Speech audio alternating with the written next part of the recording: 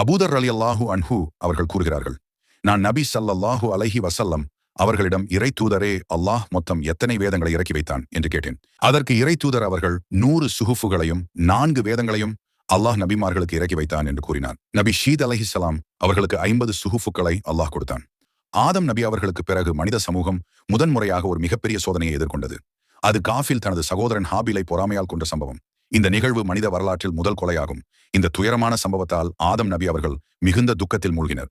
மனிதர்கள் அல்லாஹ்வின் வழிகாட்டுதலில் இருந்து விலகி பொறாமை, கோபம், அநீதி போன்ற தீய பண்புகளுக்குள் செல்லும் அபாயம் ஏற்பட்டது. அந்த நேரத்தில் மனித குலத்தை மீண்டும் நேர்வழியில் நிலைநிறுத்த அல்லாஹ் தனது அருளால் ஒரு நபியை தேர்ந்தெடுத்தான். அவர்கள்தான் நபி ஷீத் அலைஹிஸ்ஸலாம்.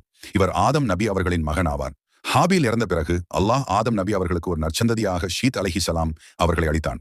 ஆதம் நபி அவர்களின் வாழ்நாளிலேயே ஷீத் அலைஹிஸ்ஸலாம் அவர்கள் நேர்மை, அறிவு, அல்லாஹ் பயம் ஆகிய பண்புகளால் சிறந்து விளங்கினார். ஆதம் நபி அவர்களின் மரணத்துக்கு பிறகு மனிதர்களை வழிநடத்தும் பொறுப்பு ஷீத் அலைஹிஸ்ஸலாம் அவர்களிடம் ஒப்படைக்கப்பட்டது.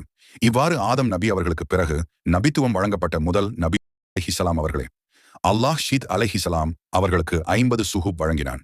இந்த சுஹூப் என்பது முழுமையான வேதமாக இல்லாமல் மனிதர்களுக்கான அறிவுரைகள், ஒழுக்க போதனைகள் மற்றும் ஆன்மீக வழிகாட்டுதல்களை கொண்ட பத்திரங்களாக இருந்தன.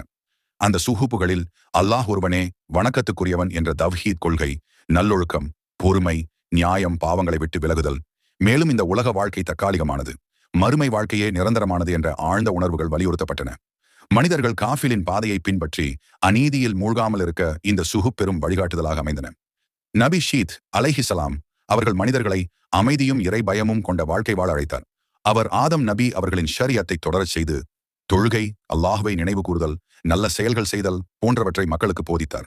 பொறாமை, அகந்தை, கொலை போன்ற தீய குணங்கள் மனிதனை எவ்வாறு அழிவிற்கு இட்டுச் செல்கின்றன என்பதை ஹாபில் சம்பவத்தின் மூலம் எடுத்துக்காட்டினார்.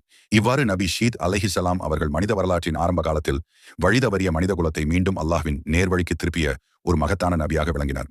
பின்பு நபி இத்ரீஸ் அலைஹிஸ்ஸலாம் அவர்களுக்கு 30 சுஹ்ஃபுகளையும், நபி இப்ராஹிம் அலைஹிஸ்ஸலாம் அவர்களுக்கு 10 சுஹ்ஃபுகளையும், நபி மூசா அலைஹிஸ்ஸலாம் அவர்களுக்கு தவ்ராத் வேதத்திற்கு முன் 10 சுஹ்ஃபுகளையும் இறக்கி வைத்தான்.